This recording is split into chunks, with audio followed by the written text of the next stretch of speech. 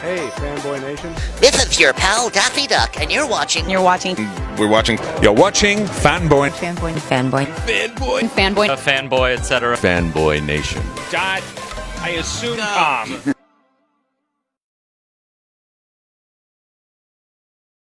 Today, I have the pleasure of speaking with a man that was one of the most influential people in getting me to continuously watch MTV all throughout my youth. And then on top of that, allowed me to party at the MTV Beach House when the time came. He's starring in a new movie called Guest House. Pauly Shore, how are you today? I knew you looked familiar. How you doing, man? I think you still owe me money for that bag of weed that I got you. No, it was the tequila. Oh, the tequila. Yeah. Nice to see you. I'm a drinker, not a smoker, man. You look good. I'm trying. How about you, man? How's everything? How can we hang out? Where are you? I'm in Huntington Beach. Oh, okay. Well, I'm not there, so. Well, when the store opens back up, maybe I can swing by. Yeah, exactly. Yeah. So congratulations on the movie, man. It's a big party romp. I mean, you're living in the guest house in this flick and annoying Sarah and Blake throughout the movie, but you're still having a good time and keeping it real for all of us. Yeah, it was a fun movie. I really enjoyed the film. I watched it about, 2 months ago when it first came out on DirecTV. And it's a fun movie. It's got great music. It's got a great cast. It's a very simple concept. I thought it was well directed, and it's R-rated, raunchy, which I think is a void right now in our business. And so, especially with what's going on in the world, with the I don't want to say the sadness, but just kind of like, people are burnt out. So this is like a great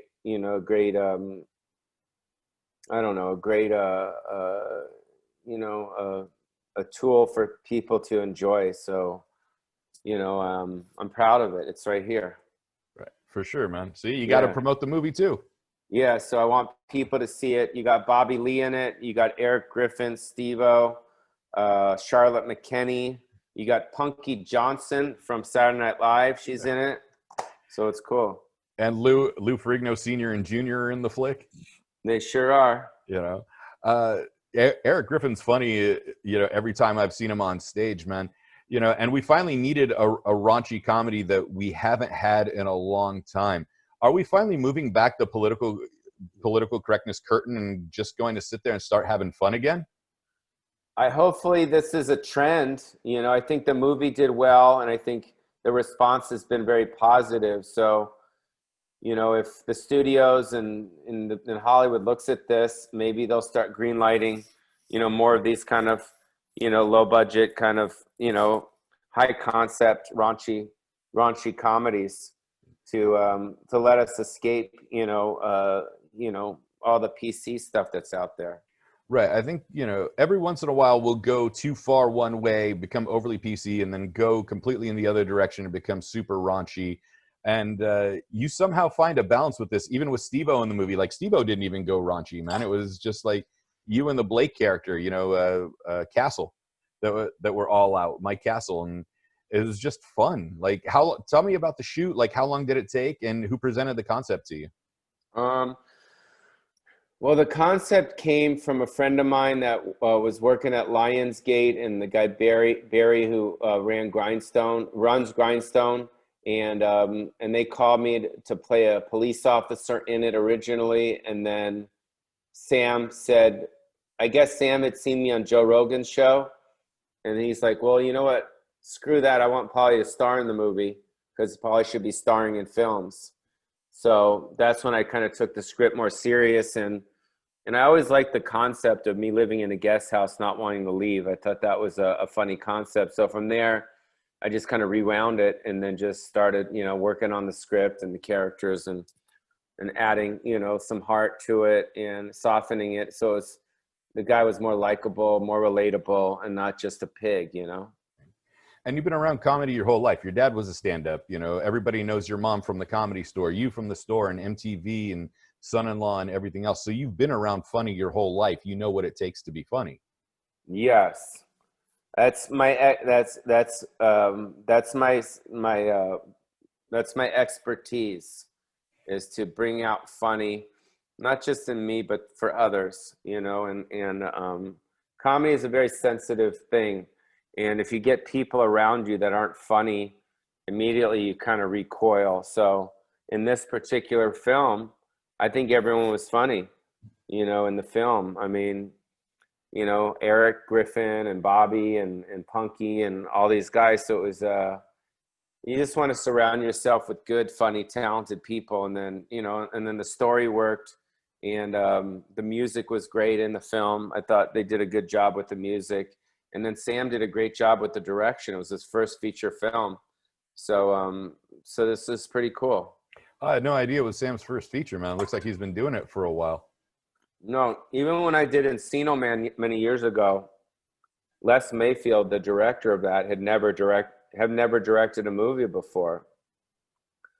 So sometimes, you know, if you got someone with passion, vision, you want to give them an opportunity. And Sam, you know, I trusted him, he trusted me, and away we went, you know. I dig it, man. How long was the shoot? Because, you know, independent films usually take, you know, from 2 weeks to roughly a month. So. Yeah, it took about a month. And was it at your house? Because it looks like it was filmed here in LA. No, it was at a house in the Valley. Yeah.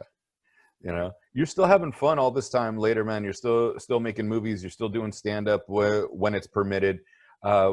What's the scene like for you as a comedian, having changed not only because of the way the world is right now, but over like the last 5 years, you know, just being allowed to be funny again?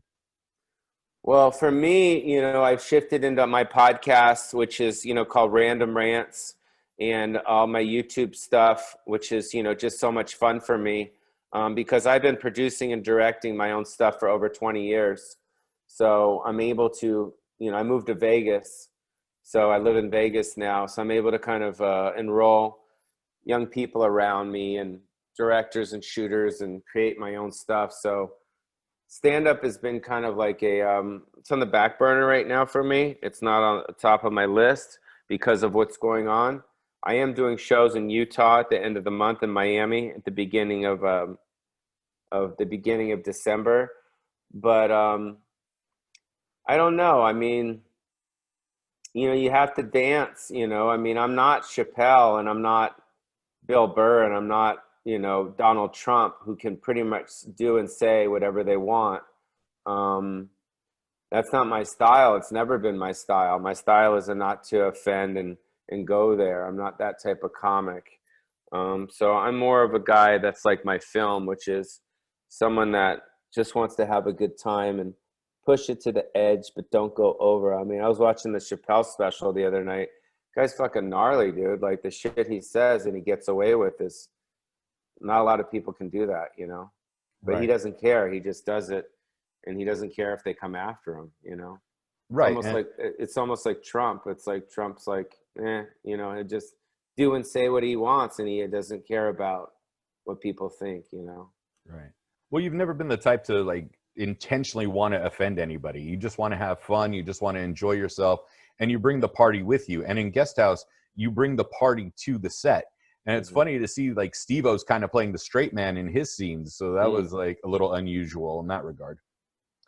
Yeah, you know, but I thought he did a great job. And I thought his, you know, his stuff was crazy. I mean, he's smashing his head in the wall and going through the glass on the skateboard.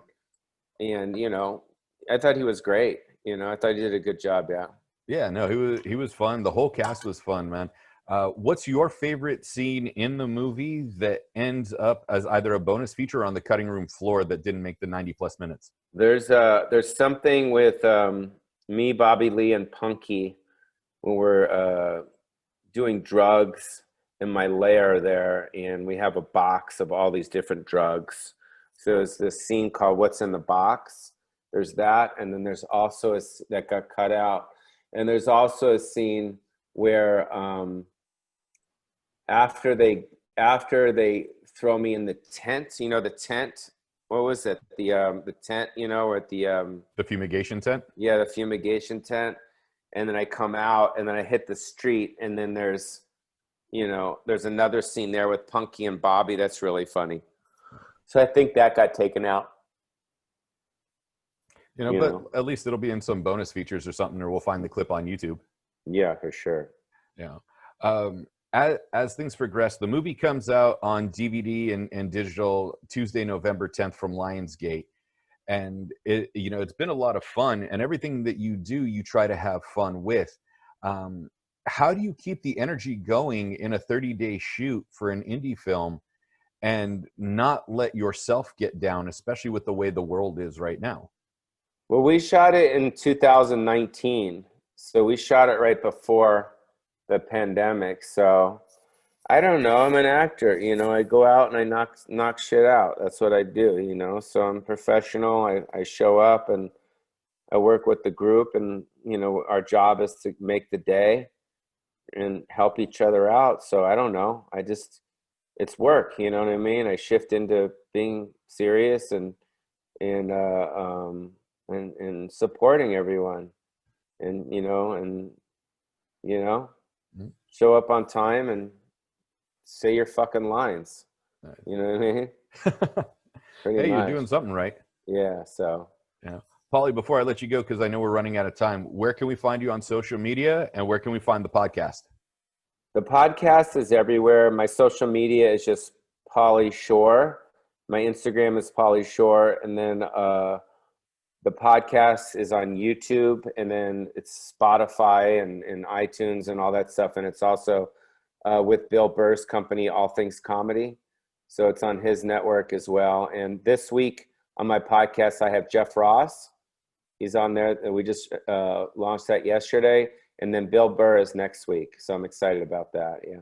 Awesome, man. Pauly Shore, it's been a pleasure talking to you. It's been far too long. Guest House comes out November 10th from Lionsgate on Blu-ray, DVD, and digital. I'll look you up when I come to Vegas, man, so we can at least go do some tequila shots. No, some whiskey sours. That works too, man. Whichever. All right, bud. Later. Take care, bro. Bye. Bye.